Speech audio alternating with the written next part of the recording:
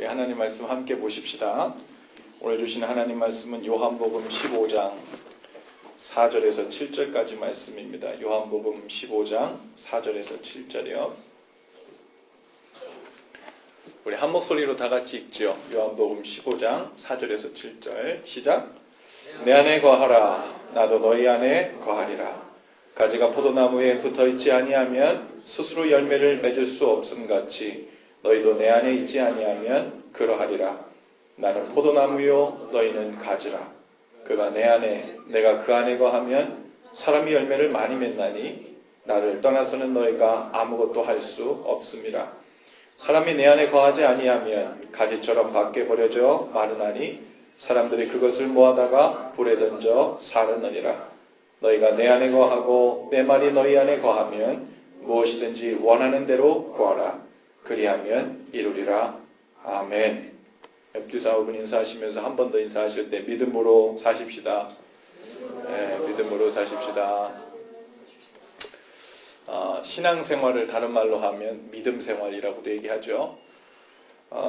그래서 이 믿음생활, 신앙생활은 말 그대로 믿으며 사는 일, 믿으며 사는 일입니다.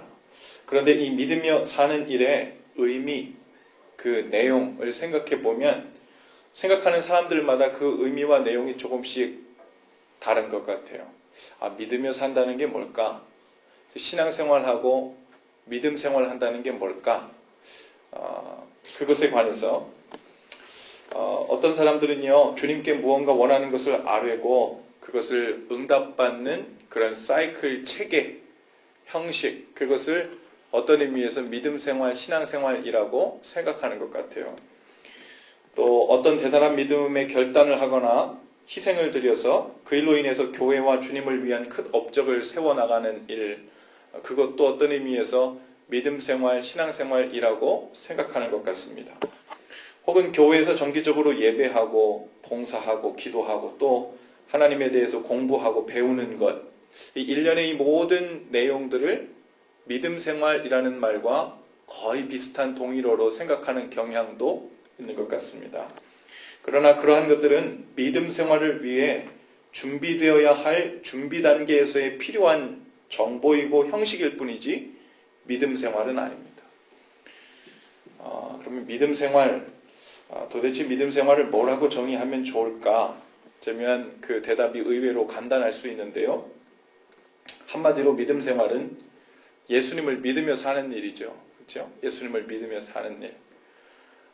그러면 예수님을 믿는다는 말의 의미는 도대체 예수님의 어떠함을 믿는다는 건가? 우리 베드로의 고백처럼 주는 그리스도시요, 즉 나를 구원하신 구원자시고 살아계신 하나님의 아들입니다. 그런 의미로서 예수님을 그렇게 믿으며 신앙 고백하며 사는 것, 그것이 또한 믿음 생활일까? 그것도 부분적으로 맞는 것 같지만 충분히 믿음 생활의 정의를 다 포함하고 있는 것 같지는 않습니다. 그렇게만 우리가 이해하면 이 신앙생활, 믿음 생활이라는 것이 무미건조하고 딱딱하고 건조할 수 있어요. 어떤 교리적인 이해와 신앙 고백은 할 수 있지만 그것이 신앙생활이고 믿으며 사는 일이라고 말하기에는 무언가 충분치 않습니다. 예를 들어서 우리가 잠자리에서 아침마다 일어날 때 주는 그리스도시요 하나님의 아들이십니다 라는 이 말을 아침마다 외우고, 그리고 우리가 믿음의 내용으로 고백하는 사도신경을 또 아침마다 외우고, 그것만으로 우리의 삶이 역동적이고 변화의 능력을 경험하는 믿음의 삶이 될 수 있는가? 그건 아닐 것입니다. 그러한 것을 연습하고 습득해서 아침마다 매일같이 신앙 고백을 하고 믿음의 내용을 입으로 시인하는 일, 이것이 믿음 생활은 아니죠. 믿는 일이란 단순히 이 신학자들이 동의해서 정리해 놓은 신앙 고백과 교리에 지적으로 동의하는 차원의 것이 아닌 거예요. 주님과의 인격적이고 살아있는 그 교류, 그 교통이 내 삶 속에서 일어나고 있음을 믿으며 사는 일, 그것이 믿음 생활이라 믿습니다. 이와 관련해서 기독교 미래학자 레너드 스윗이라는 교수님이 이런 정의를 했어요. 믿음이란 예수님과의 관계의 확신 속에서 사는 일이다. 이렇게 했어요. 뭐라고요? 저를 한번 따라해 봅시다. 믿음이란 예수님과의 관계의 확신 속에서 사는 일. 그것이 믿음으로 사는 거라는 거예요. 예수님이 어떤 분이라는 거 그거 제쳐놓고 그건 이미 다 준비 단계에서 해놓은 거고 내가 어떤 분으로 그분을 고백하는지 그것은 이제 바탕에 깔려져 있는 거고요. 아직 믿음 생활은 시작하지 않았어요. 믿음 생활은 그것을 기초로 그 예수님과 인격적인 관계를 맺으면서 그 확신 속에서 하루하루를 실제적으로 현실감 있게 practically 살아가는 그 삶, 그것이 믿음의 삶이라는 거예요. 다시 말하면 성경에서 믿음으로 살았던 사람들이 있죠. 아브라함, 이삭, 야곱, 사라, 다윗, 마리아 할 것 없이 그들이 단지 하나님에 대해서 인식하는 정도가 아니었다는 거예요. 인격이신 하나님과의 실제적인 관계가 자신과 하나님 사이에 존재하는 것을 경험하고 또 그것이 때로는 내 일상의 삶에서 구체적으로 경험되고 있지 않더라도 그 경험을 바탕으로 그 관계를 확신하면서 하루하루를 반응하며 응답하며 살아갔던 그게 믿음의 삶이었던 겁니다. 낯선 땅, 일상의 삶에서도 하나님과 인격적인 관계를 맺고 살았기 때문에 우리는 그것을 믿음을 따라 산 것이라고 표현합니다. 우리도 마찬가지죠. 우리가 믿음 생활을 한다는 것은 단순히 하나님과 예수님, 성령님에 대해서 배우고 신앙 고백하는 것 아닙니다. 주님과의 인격적인 만남과 관계를 우리의 삶에서 실제적으로 경험하며 또한 그 확신 속에서 사는 것, 그것이 믿음의 삶입니다. 제자훈련을 하다 보면요, 이와 관련된 질문을 하는 분들이 많아요. 어떤 것이냐면 인격적으로 예수님을 만난다는 것, 인격적으로 주님을 경험하며 산다는 것이 도대체 구체적으로 무슨 의미입니까? 예수님에 대해서 그냥 배우고 아는 것 말고 그분과 인격적인 만남이 그리고 인격적인 교류가 어떻게 어떤 식으로 이루어지는 것이냐고요. 이렇게 질문하시는 분들이 종종 있어요. 인격적인 만남. 옆에 사람 한번 보세요. 눈을 한번 보시면 반응이 있죠? 피하거나 웃거나 멋쩍어하거나 반응이 있잖아요. 인격이기 때문에 반응이 있거든요. 쌍방향이거든요. 그러니까 인격이라는 것은 인격이 있으면 서로 오가는 반응이 있게 돼요. 근데 인격이 아니면 여러분의 차 말하면 반응합니까? 요즘 인공지능이라 시동 그러면 시동이 탁 걸리는 그럴 수 있지만 인격이 없는 나무나 돌이나 그 물체들은요, 혹 그 성황당에서 영혼 없는 인격 없는 큰 나무에다 대고 혼자 중얼중얼 얘기하면서 비는 기도는 할 수 있지만 반응이 없고 그거에 대한 쌍방향 교통이 없는 거예요. 그것은 인격적인 교류가 아니죠. 일방적인 교류죠. 그렇죠? 예수님께서 인격이시기 때문에 우리와 교통이 이루어져야 됩니다. 오가는 것이 있어져야 되죠. 그러니까 내가 인격적으로 주님을 만났다, 그리고 인격적으로 주님을 경험했다라고 말할 때 그거의 포인트는 내가 어렸을 때부터 주일학교에서 배운 하나님에 대해서 성경 공부하고 제자훈련에서 더 많은 것을 알게 됐다 이런 의미가 아니에요. 옛날에는 주일도 잘 못 지켰는데 요즘에는 주일 안 빠지고 예배 잘 드린다 이런 의미가 아니에요. 내가 머릿속으로 그분에 대한 지식, 그분에 대한 어떤 교리 혹은 신앙 고백 그것을 알고는 있었지만 그것이 나와 떨어져서 저 허공 어딘가에 있었는데 혹은 내 기억 어딘가 너머에 있었는데 그것이 거기에만 머물지 않고 내 속으로 들어와서 살아있는 인격체로서 주님과 나와의 교류가 이루어지기 시작한 그 타이밍, 성령님을 통한 주님의 임재, 그분의 말씀, 그분이 나에게 감동 주심이 내 안에서 교류가 시작되고 쌍방향의 교통과 반응이 이루어지기 시작했을 때 우리는 그것을 인격적인 만남, 인격적인 교류라 그렇게 이야기하죠. 그러면 우리는 주님을 어디서 만날까요? 유대인들의 경우에 하나님이 인간을 만나주시던 고유한 장소를 어디로 생각했냐면 성전이라 생각했죠. 그리고 그 이전 시대에는 장막 혹은 회막이라고 광야 시절에 그렇게 지냈습니다. 하지만 지금 우리가 인격적인 예수님을 만나는 장소는 달라졌습니다. 물론 우리가 예배당에서 하나님을 예배할 때도 감동하심을 입고 주님을 만나지만 구체적으로 주님이 우리를 만나주시는 장소는 바로 성령님을 우리 가운데 보내주시면서 우리 가운데 활짝 열려진 장소입니다. 어딜까요? 거기가? 우리의 마음입니다. 우리의 마음이 성전이라고 주님 말씀하셨어요. 왜 거기가 성전이냐? 주님께서 성령님을 통해 그곳에 계시기 때문에 그래요.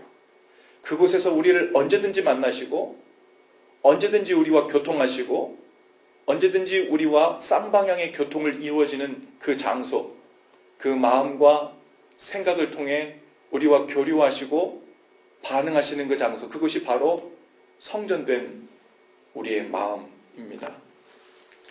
우리가 예수님을 마음에서 만나요. 우리가 찬양할 때 우리는 예배당 공중 어딘가에서 주님의 영을 만나는 것이 아니라 우리 마음에서 주님을 만나고 감동합니다. 마음이란 장소에서 주님의 임재를 경험하고 만납니다. 우리가 주님께 기도를 드릴 때 우리는 마음에서 인격이신 주님께 우리의 기도를 아뢰고 그 마음에서 주님의 음성을 듣기도 하고 감동하기도 하지요. 고린도전서 3장 16절에 보니까 너희는 너희가 하나님의 성전인 것과 하나님의 성령이 너희 안에 계시는 것을 알지 못하느냐라고 이렇게 말씀하고 계세요. 너희가 하나님의 성전인 것을 알지 못하느냐.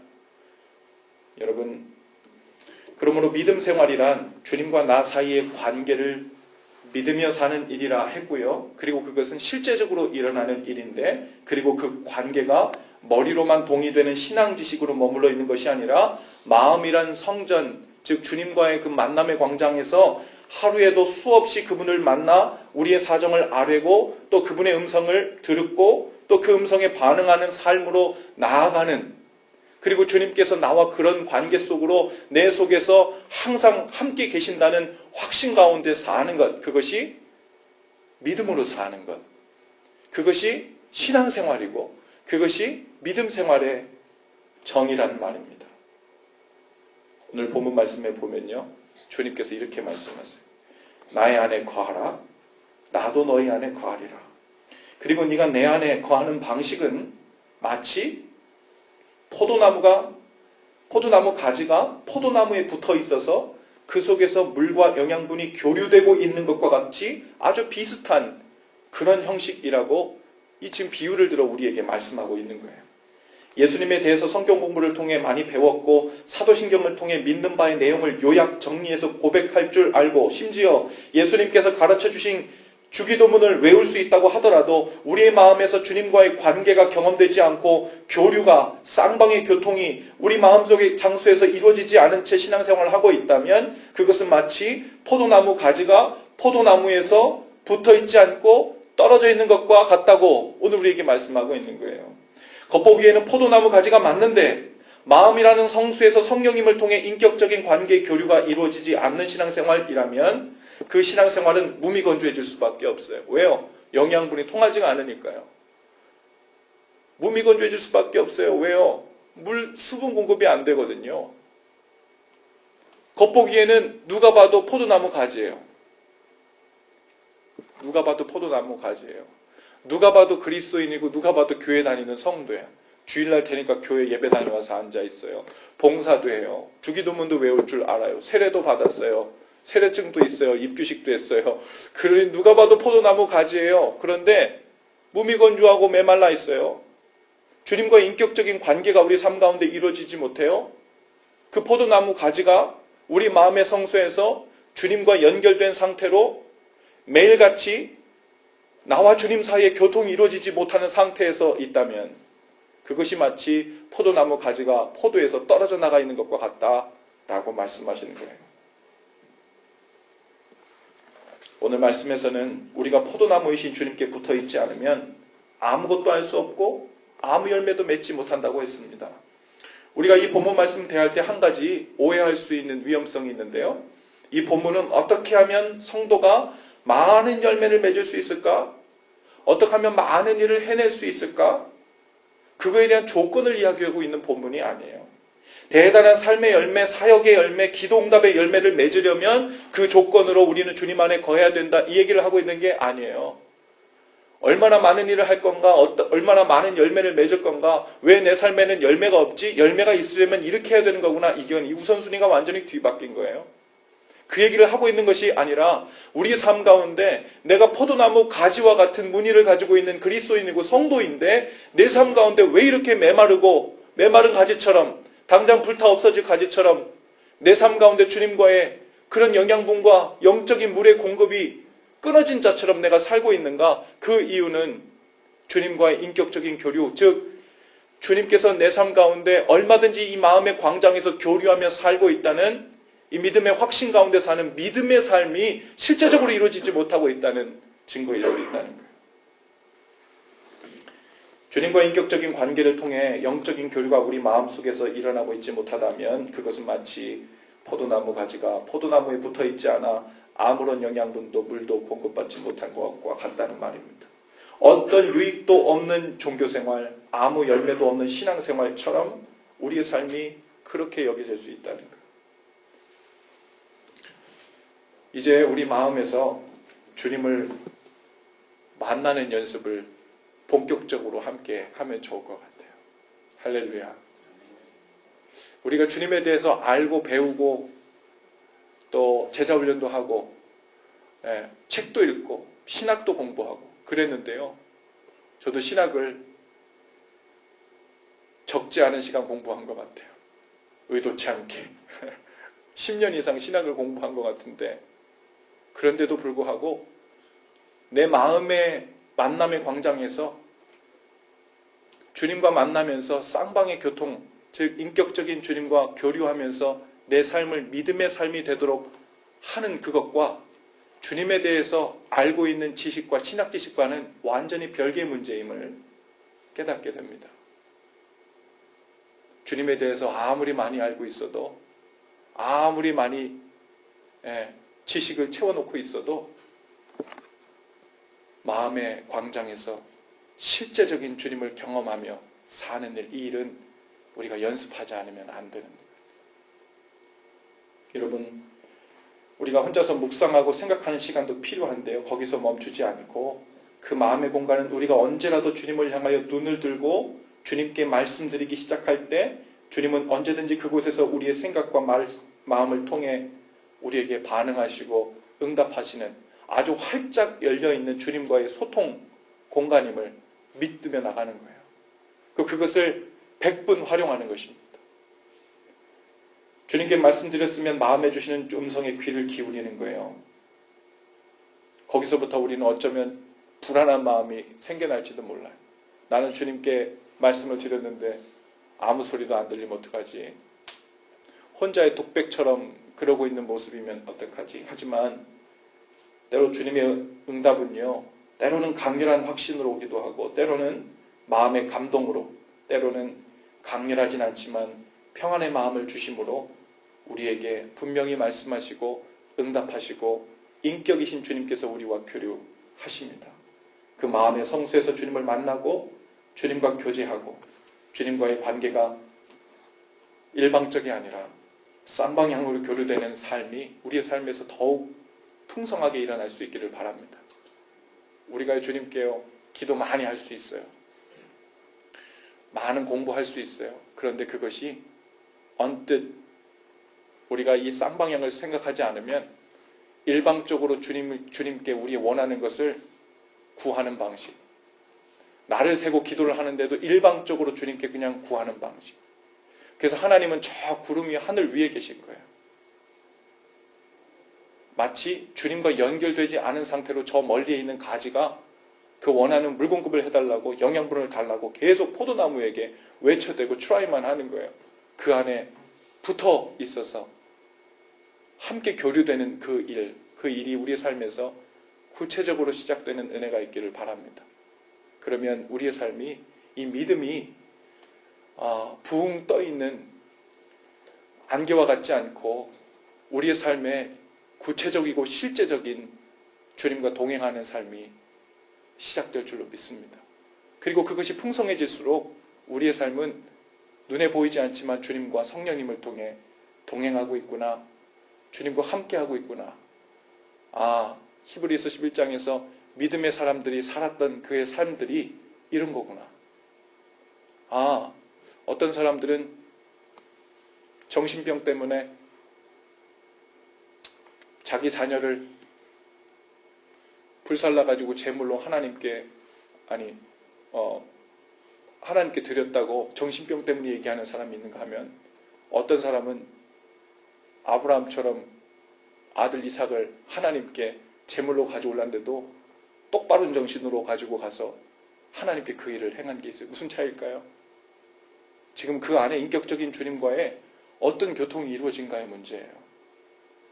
쌍방향의 교통이 아니라 내 혼자서 하나님을 위해 무언가를 한다는 일이 발생하면 바로 이 정신병이 있는 사람처럼 그저 하나님의 이름, 교회를 위한 그럴듯한 명목은 있을지 모르지만 내 안에서 내 방식대로 내가 아쉬워하는 방식, 그 안에서 엄청난 오해의 방법으로 우리의 신앙생활, 믿음생활, 믿음으로 사는 일이 그렇게 왜곡될 수 있습니다. 오늘 우리의 삶을 돌아보시면서 나는 인격적인 주님과 쌍방향으로 이 내 마음의 만남의 광장에서 얼마나 자주 뵙고 그리고 거기서 주님의 음성을 듣고 반응하며 살고 있는가. 그걸 통해 내가 주님과 만나며 믿음으로 산다는 일이 얼마나 실제가 되고 있는가. 오늘 그것에 성령께서 주시는 도전이 있기를 바랍니다. 그것에 반응하시며 또 주님께서 우리를 길러주시고 인도하시고 성숙해 하시는 방향으로 더욱 가까이 나아가시는 저와 여러분들 되실 수 있기를 바랍니다. 기도하시죠. 오늘 주신 말씀을 붙들고 함께 기도하실 때 나의 안에 거하라 라고 말씀하셨어요. 주님 안에 거하는 것은 그저 주님에 대해서 막연히 그냥 생각하는 것 아니고 2000년 전에 계셨던, 그리고 저 하늘 어딘가에 계실, 아니면 그보다도 생각보다 훨씬 가까운 곳에 계실지 모르겠지만 어쩌면 나의 생각, 내 마음을 알고 계실지도 모를 그분에게 말씀하는 것이 아니라 바로 우리 마음 한복판에서 이미 말씀하고 있는 우리 주님을 의식하고 그분과 교류하는 것입니다. 오늘 그 일이 우리 삶 속에서 주님 실제가 되기를 원합니다. 믿음 생활 한다는 것이 나도 이 믿음 생활이 뭔지 모르겠는, 정의할 수 없고 구체적인 방법과 길을 제시하기 힘든, 길이 없는 곳을 가는 것 같은 신앙생활이 되지 않도록 도와주시고, 주님, 제 마음의 만남의 장소에서 이제 주님을 더욱 자주 만나고 주님의 음성에 귀를 기울이며 제 삶 속에서 주님 살아계심을 확신하며 나가는 믿음의 새 길이 열리게 하여 주시옵소서. 그러한 믿음의 삶이 더욱 활짝 열려지길 원한다고 우리의 소원을 주님께 아뢰면서 함께 기도하며 나아가십시다. 하나님 감사합니다.